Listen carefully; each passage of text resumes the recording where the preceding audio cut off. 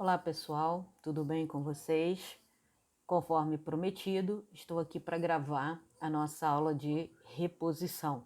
Reposição para o nono período A, e essa aula também será disponibilizada para o nono período B e também para o nono período da manhã. Nessa aula, pessoal, nós vamos tratar da ação anulatória.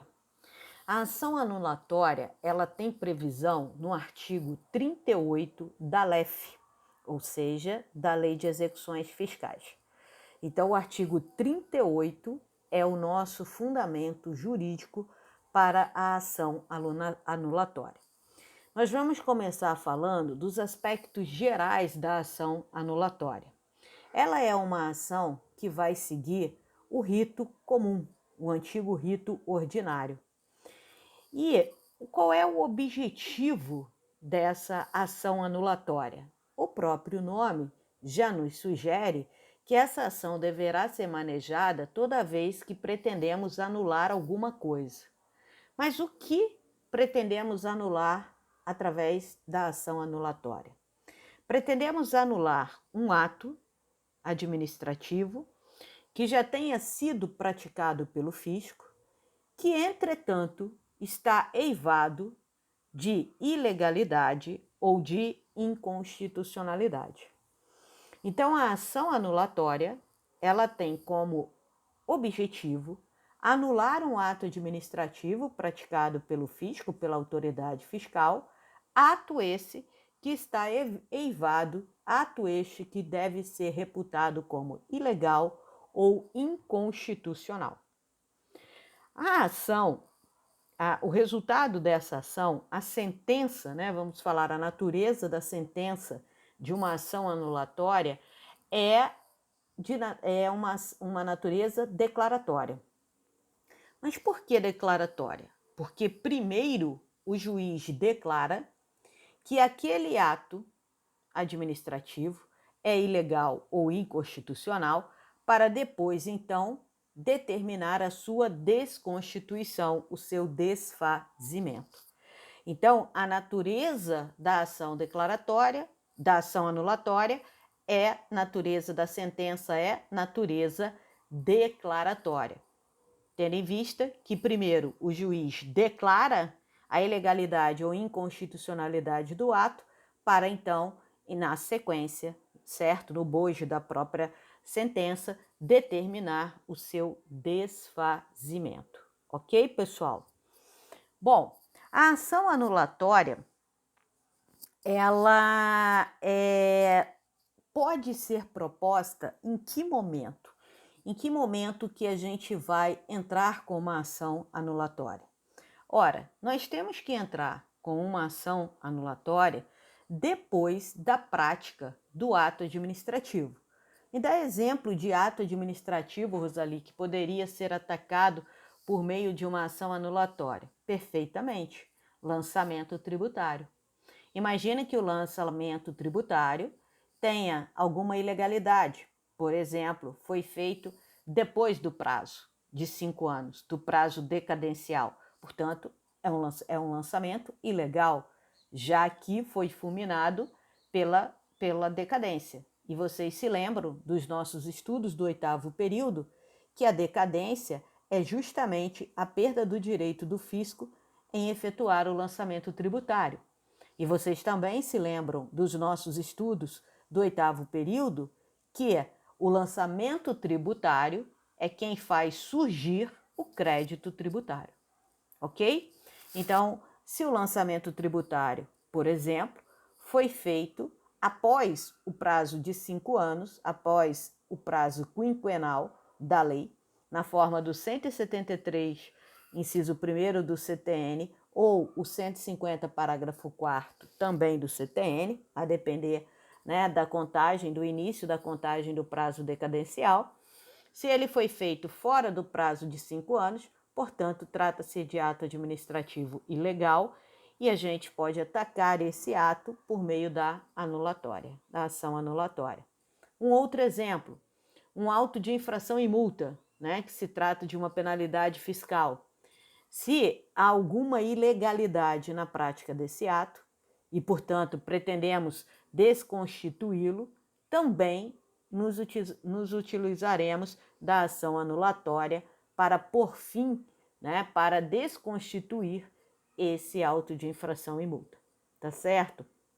Então, pessoal, a anulatória, ela será proposta, certo? Depois da prática desse ato que você pretende ver desconstituído, desfeito, haja vista estar esse ato, né, maculado, estar esse ato viciado pela ilegalidade ou pela inconstitucionalidade.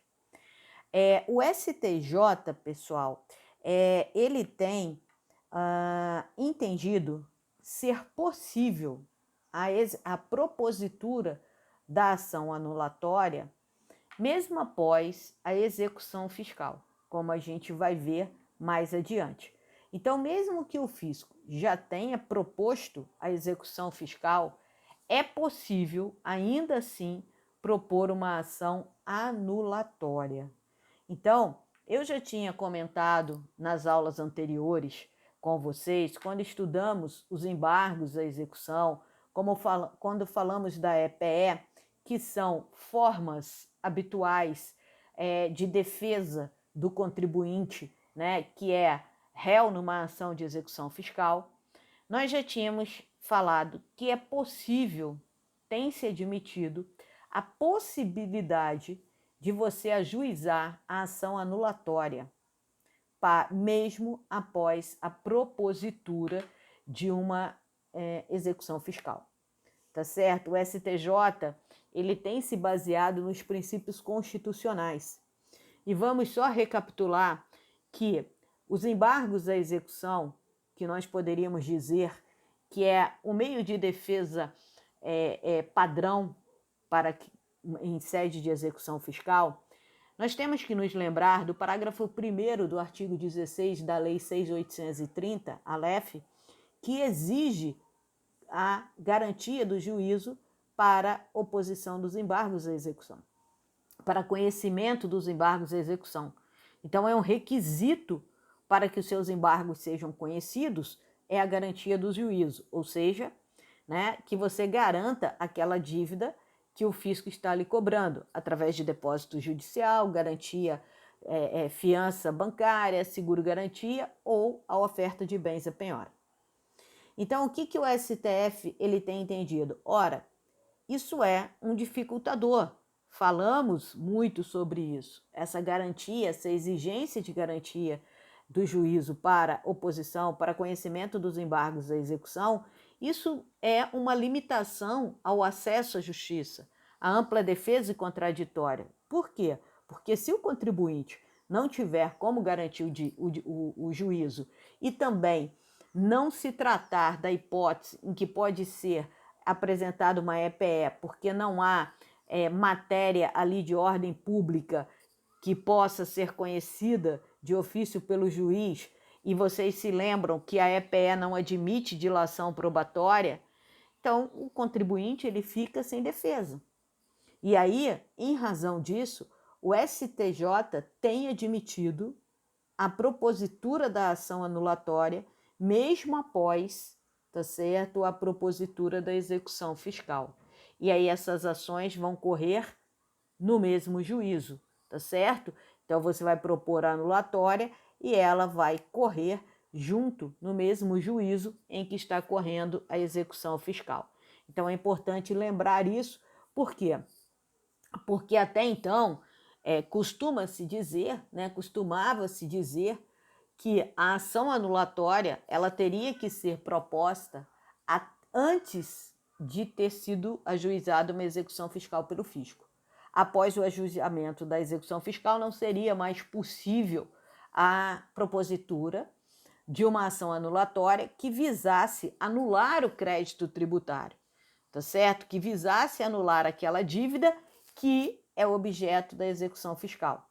Então, até o STJ mudar o seu posicionamento, nós temos, se vocês pegarem as doutrinas mais antigas, vão ver que os autores vão dizer que a anulatória, o momento dela ser proposta, ou o limite até que momento ela poderia ser proposta, seria um limite anterior à execução fiscal.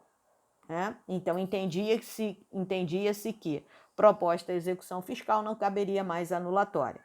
Hoje, o STJ já mudou o seu entendimento e, portanto, admite sim a propositura da ação anulatória, mesmo após a propositura da execução fiscal.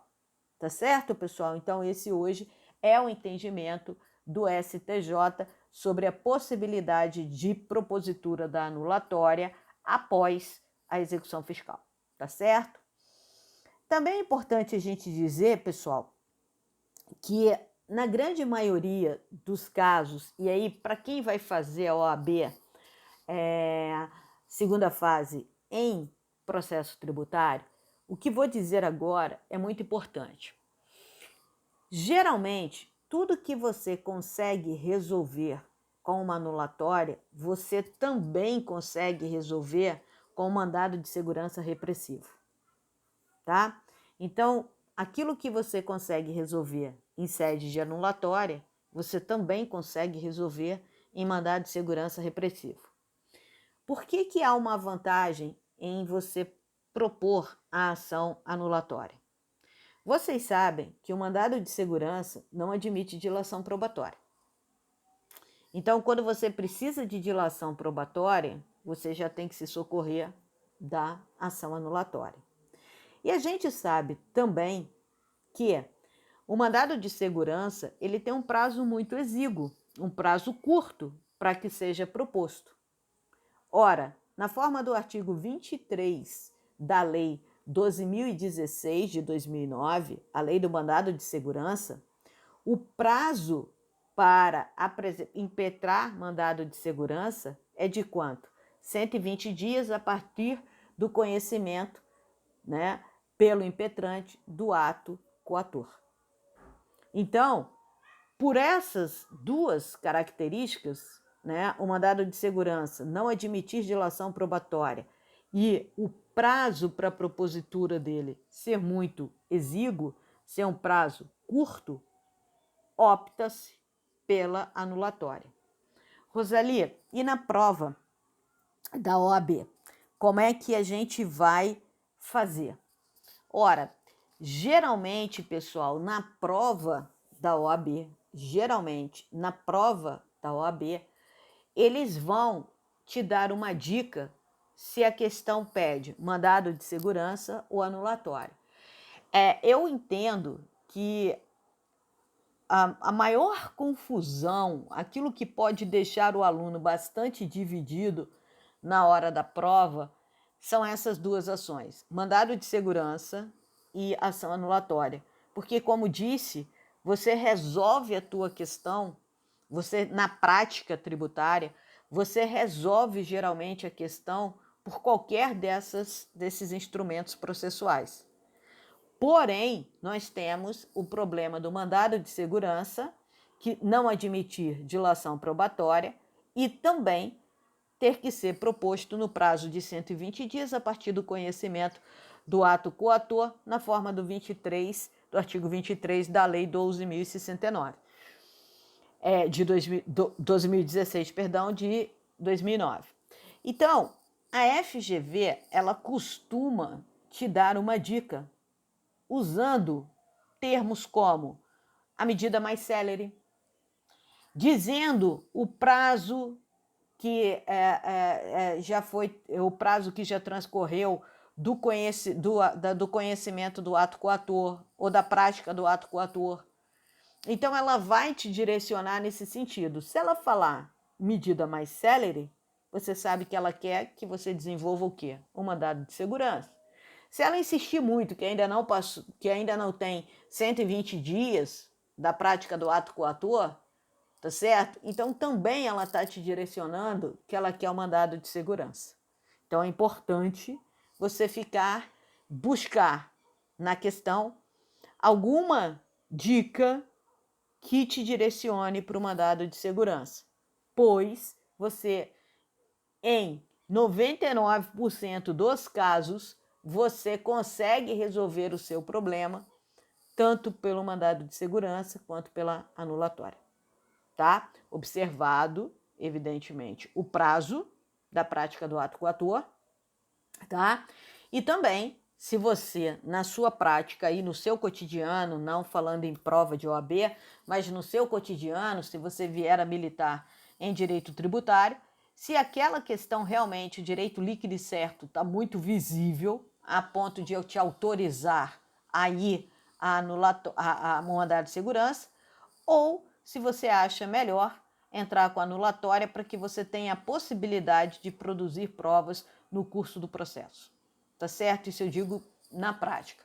Em termos de OAB, ela vai te direcionar, né? A FGV vai te direcionar usando geralmente essas expressões mais célere, dizendo que ainda não transcorreram 120 dias e por aí vai. Tá ok, pessoal? Bom, o que acontece? Vamos lembrar aqui, para que a gente possa entender a dinâmica da ação anulatória, vamos imaginar o seguinte. Quando o contribuinte ele é notificado de um lançamento tributário, ou seja, ele é notificado de que existe, né, um lançamento de uma dívida tributária para ele, de um crédito tributário, ele pode fazer algumas coisas. Quais são essas coisas que ele pode fazer? Ele pode pagar. Vamos imaginar que a notificação aqui que eu faço menção seja o recebimento, por exemplo, do seu carnê de IPTU na sua casa. Você recebeu o carnê de IPTU de 2020. O que você pode fazer? Você pode pagar o IPTU, porque entende, né, devido o IPTU, e você paga. Você pode contestar isso administrativamente, através do PAF, do Processo Administrativo Fiscal. Você pode impugnar. Você pode ir direto para a esfera judicial, propor uma ação, e aí seria uma ação anulatória. Ou você pode não fazer nada, não pagar, não reclamar, não contestar administrativamente e não propor uma ação. Você pode não fazer nada e esperar tão somente que aquela dívida vença e que o fisco ajuize uma execução fiscal para te cobrar isso judicialmente. Tá? Vamos imaginar que você não queira pagar a dívida, porque você discorda veementemente daquela dívida. Você não vai pagar. Bom, e você também não quer discutir administrativamente essa dívida. Tá? Você não quer discutir administrativamente, você não quer fazer uso do PAF, do Processo Administrativo Fiscal. Você quer ir discutir aquele lançamento tributário que você reputa ilegal ou inconstitucional. Você quer já buscar uma solução judicial. Você pode? Pode. Qual é a ação que você vai manejar para esse propósito? É a ação anulatória. Tá? Rosalia, suponhamos que eu primeiro me utilize do PAF, do Processo Administrativo Fiscal, vou discutir essa dívida, considerando que não concordo com ela, porque acho que o lançamento tributário é ilegal, porque foi feito fora do prazo, como a gente falou no início da aula, e eu não concordo. Tem uma ilegalidade ou uma inconstitucionalidade no ato administrativo. De que ato administrativo estamos falando no nosso exemplo? Do lançamento tributário. Tá.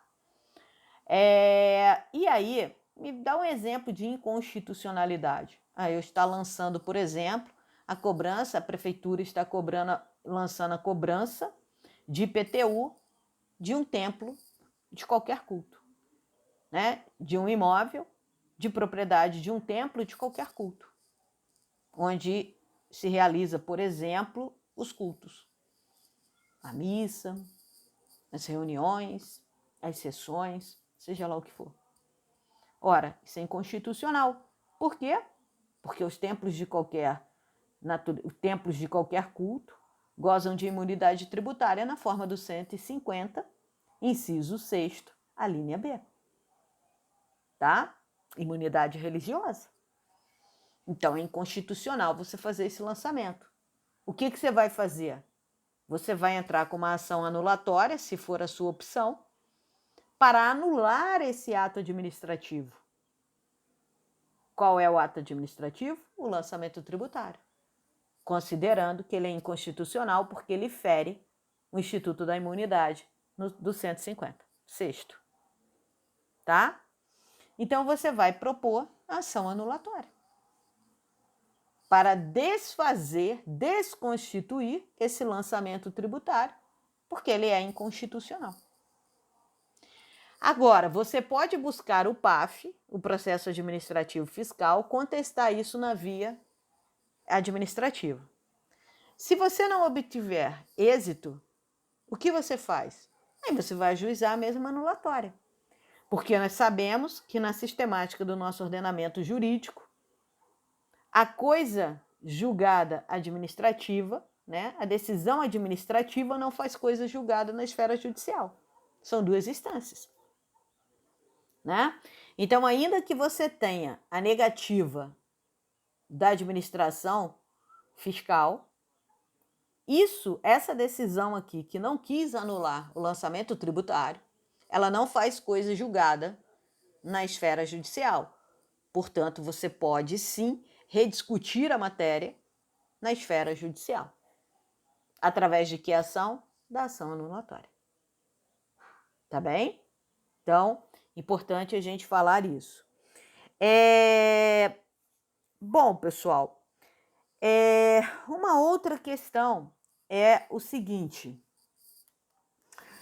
A gente tem que falar sobre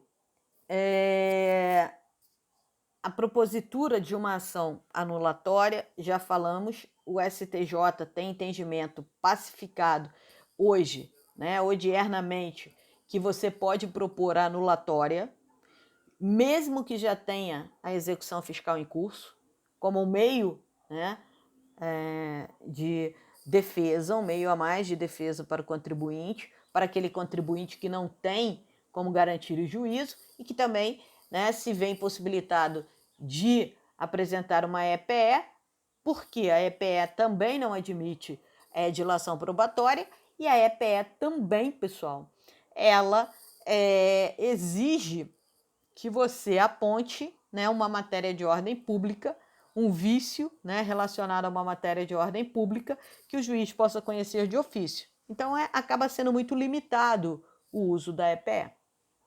Tá? Então, o STJ, ele tem, sim, admitido a propositura da anulatória diante da execução fiscal. Tá? E por que ele faz isso? Porque ele considera, muitas vezes, que o contribuinte não pode se valer dos meios de defesa tradicionais, EPE e embargos, por causa da limitação da EPE e porque os embargos exigem a garantia do juízo. E aí, nesse caso, pessoal, o que vai acontecer? Nesse caso, se o contribuinte ele apresentar a anulatória, quando a gente já tiver em curso uma execução fiscal, será realizada o quê? A conexão entre essas duas ações, a anulatória e a execução fiscal. Tá certo? E para que isso? Para evitar demandas, né, decisões diferentes nessas duas demandas. Tá certo? Então, o que são ações conexas? Né? Conexão de ações não é matéria de direito tributário, é matéria de processo civil. Está lá no artigo 55 do CPC. O que são? Quando a gente vai reputar duas ações conexas, quando elas tiverem o quê? A mesma causa de pedir ou, né, quando as duas tiverem em comum o pedido ou a causa de pedir. Então, se você tiver em comum entre as duas ações o pedido ou a causa, e não é a causa, ou é um ou é outro, reputam-se conexas as ações. Que é exatamente o que vai acontecer, tá certo? Quando você propor uma anulatória. A causa de pedir vai ser idêntica, tá? Por quê? Porque você vai estar falando da mesma dívida que o fisco está te cobrando na execução fiscal. Então, a narrativa fática vai ser a mesma. Você vai estar falando da mesma dívida, do mesmo lançamento tributário, do crédito tributário, que está sendo falado, que está sendo discutido pelo fisco em sede de execução fiscal. Isso posto, teremos conexão entre essas duas ações. Bom, pessoal, o artigo 38 da Lei 6.830, ele vai falar que para a propositura da ação anulatória exige-se o depósito do montante da dívida, que nada mais é do que a garantia do juízo. Contudo, tá certo? O STF, por meio da súmula vinculante número 28, já disse que nananina não. Que não é óbice para você ingressar como anulatória a falta de depósito. Cuidado, os embargos à execução exigem a garantia do juízo. A ação anulatória não. A súmula 28 do STF, a súmula vinculante número 28, diz: é inconstitucional a exigência de depósito prévio como requisito de admissibilidade de ação judicial na qual se pretende discutir a exigibilidade de crédito tributário. Tá? Então, pessoal, o que acontece? Eu posso propor uma ação anulatória sem depósito judicial? Sim, pode.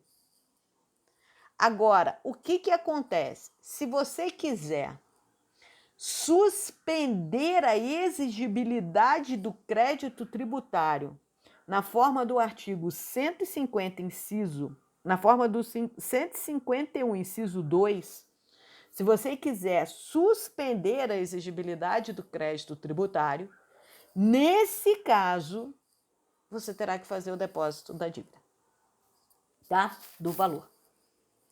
Agora, se você não quiser suspender a exigibilidade do crédito, né, deixar suspenso, o que é exigibilidade, pessoal? A cobrança. E aí, se você faz o depósito e ainda não houve a propositura de uma execução fiscal, essa execução fiscal não poderá ser proposta enquanto a sua anulatória não for discutida. E por quê? Ora, muito simples, cara pálida. Porque você fez o depósito que suspende a exigibilidade, já que a exigibilidade é cobrança, seja ela administrativa, seja judicial, o fisco estará impedido de promover a cobrança administrativamente ou judicialmente, que a gente sabe que é feita por meio da execução fiscal. Então, cuidado, não é requisito para a propositura da ação anulatória o depósito do valor da dívida. Não é súmula vinculante número 28. Porém, se você quiser suspender a exigibilidade do crédito tributário na forma do 151, inciso 2, você fará o depósito. Tá certo? Então, cuidado para não confundir essas duas coisas. Bom, e vamos imaginar que você não queira depositar o dinheiro. Seu cliente não tem o dinheiro para depositar e suspender a exigibilidade do crédito tributário. O que você pode fazer?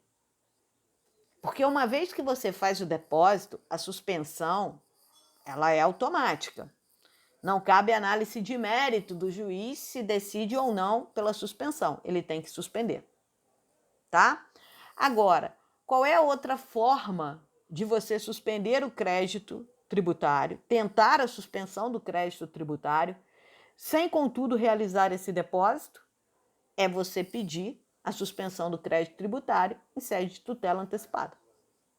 Você pode entrar com uma tutela antecipada lá no 300, nos requisitos do 300 do CPC, ou do 311, tutela de evidência.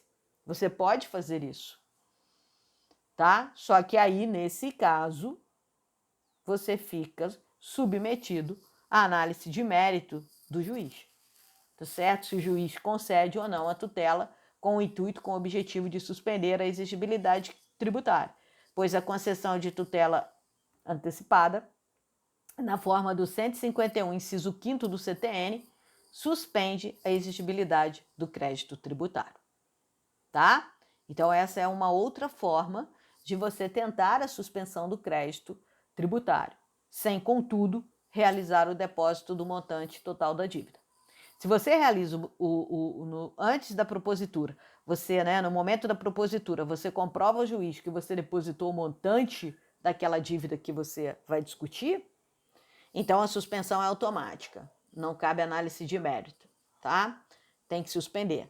Agora, se você não vai fazer o depósito, aí você pode preparar um tópico da tutela antecipada e aí pedir ao juiz que suspenda. Só que aí, nessa hipótese, você fica dependente do que o juiz vai entender. Se ele entender presentes os requisitos que autorizam a concessão da tutela, o fará. Se entender que não, não o fará, tá? E aí, pessoal, se a anulatória não suspender a exigibilidade do crédito tributário, é possível a cobrança tanto pela via judicial quanto pela via administrativa, pelo fisco daquela dívida que você está discutindo. Beleza? Ok. O que mais podemos falar?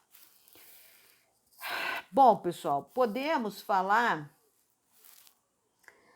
agora, só faltou falar uma coisa aqui também, para a gente falar do último assunto em relação à anulatória. E se a ação anulatória for proposta depois da execução fiscal? Ou seja, já há uma execução fiscal. E aí você vai se utilizar da anulatória para defender o seu cliente. Como fica a suspensão? É possível suspender a execução fiscal? É possível parar a execução fiscal até que seja julgada a sua anulatória? Sim. Mas aí, nesse caso, terá que haver o depósito do valor da dívida. Por quê? Até o próprio CPC, no seu artigo 319, inciso 1º, tá certo? 919, parágrafo 1º, que substitui o antigo 719-A, parágrafo também 1º do CPC de 1973, ele diz que o juiz poderá, tá certo? O juiz poderá suspender a execução fiscal, desde que a pessoa tenha feito o depósito do montante. Então, se já há execução fiscal e você vai se utilizar como meio de defesa, anulatória, e a sua intenção é suspender a execução fiscal que está em curso, aí, nesse caso, por força do 919, parágrafo 1º do CPC, é indispensável que você faça o depósito do montante da dívida, tá? Daquela dívida que está sendo executada pela Fazenda. Beleza? Que é a dívida que você vai discutir, tá? E aí, pessoal, quando você for ver o 919, ele diz: os embargos à execução não terão efeito suspensivo. Ah, Rosali, por que você está falando de embargos à execução se a gente está falando de anulatória? Porque, por analogia, você vai utilizar esse artigo do CPC. Parágrafo 1º, o juiz poderá, a requerimento do embargante, atribuir efeito suspensivo aos embargos quando verificados os requisitos para a concessão da tutela provisória e desde que a execução já esteja garantida por penhora, depósito ou caução suficientes, tá? Então, nesse caso, de já haver a propositura de uma execução fiscal, de já existir uma execução fiscal, não adianta você pedir a suspensão da execução fiscal em sede de antecipação de tutela sem garantir o juízo, sem fazer o depósito. Não vai rolar. Você só pode fazer o pedido de tutela antecipada para suspender a exigibilidade do crédito tributário, tá certo? Sem que seja feito o depósito da dívida, se a sua anulatória é antecedente à execução fiscal, ou seja, se ela foi proposta antes do fisco propor a execução fiscal. Beleza? Ok? E para a gente finalizar, pessoal, lá no artigo 169 do CTN, nós temos uma outra ação chamada anulatória. E a gente não pode confundir a anulatória do CTN, do 169 do CTN, com a anulatória que acabamos de ver, que está prevista na Lei 38, no artigo 38 da Lei 6.830. Por quê? Porque os objetos são totalmente diferentes. Os objetivos de cada uma dessa ação, né, eles são totalmente diferentes. Enquanto essa anulatória do 38, do artigo 38 da Lei 6.830, ela visa desfazer um ato administrativo ilegal ou inconstitucional, a ação anulatória do 69, do 169 do CTN, o que ela faz? Ela vai buscar, pessoal, ela vai buscar o quê? Anular um ato, tá certo? Vamos lá. O artigo 169 do CTN, ele visa anular uma decisão administrativa que denegou um pedido de restituição, que negou um pedido de restituição. Então, por exemplo, você paga um tributo indevidamente, ou paga esse tributo com um valor maior do que aquele que efetivamente é devido. Você devia efetivamente 10 mil, e na hora de efetuar o pagamento, você efetuou o pagamento no valor de 15 mil reais. Portanto, você tem 5 mil a restituir. Aí você entra com um pedido administrativo para que a autoridade fiscal te restitua os 5 mil. E de maneira autoritária e injustificada, a autoridade fiscal diz: não vou te restituir. Não vou te devolver os 5 mil que você pagou a maior. O que você faz? Você vai entrar com uma ação anulatória. A anulatória do 38, da Lei 6.830? Não. Você vai entrar com a anulatória prevista no 169 do CTN. Essa ação anulatória do 169 do CTN, o único objetivo dela é atacar um ato administrativo que negou a restituição de um valor pago indevidamente ou pago a maior. Tá? Então, esse é o objetivo da ação anulatória do 169 do CTN, que, vejam, é totalmente diferente do objetivo da ação do 168, do artigo 38 da Lei 6.830, em que você busca desfazer um ato administrativo que esteja marcado pela ilegalidade ou pela inconstitucionalidade. E qual é o prazo para a propositura da ação prevista no 69 do CTN? A ação anulatória do CTN, qual é o prazo? 2 anos, a contar da decisão que nega a devolução do seu dinheiro, a restituição do seu dinheiro. Então, você tem 2 anos para apresentar essa ação anulatória, tá? Então, por favor, não confundir a anulatória do 169 do CTN, cujo objetivo é restituir, né? É atacar uma decisão administrativa que negou a restituição de um tributo pago a maior ou pago indevidamente.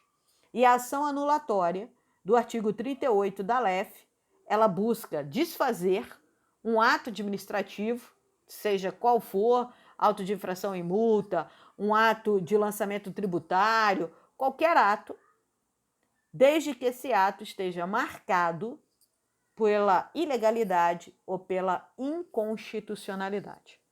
Tá bom, pessoal?